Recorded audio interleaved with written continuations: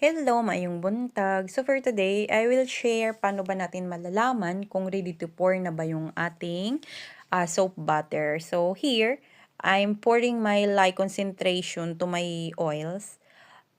Imimix natin siya and then pag yung dalawang yun, pag nag-combine na sila, dyan na tayo makaka-form ng sabon. Tapos makikita natin yung magki-creamy na yung butter natin.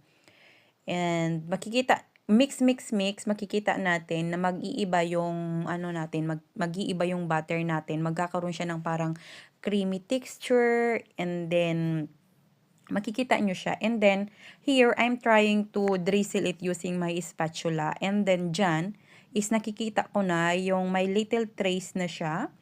But I continued kasi nga lalagyan ko pa siya ng little ng ano to, maglalagay pa ako ng essential oil diyan. So I keep mixing para maano ko talagang na-mix talaga sila lahat. And diyan dito ko na siya nakita na talagang andiyan na yung trace. Nakikita nyo yan na parang pag idinidrizzle ko may naiiwan or may nagmamapa. So ayan, nakita nyo na yan yung light trace. Yan yung pinaka-perfect para sa akin na trace.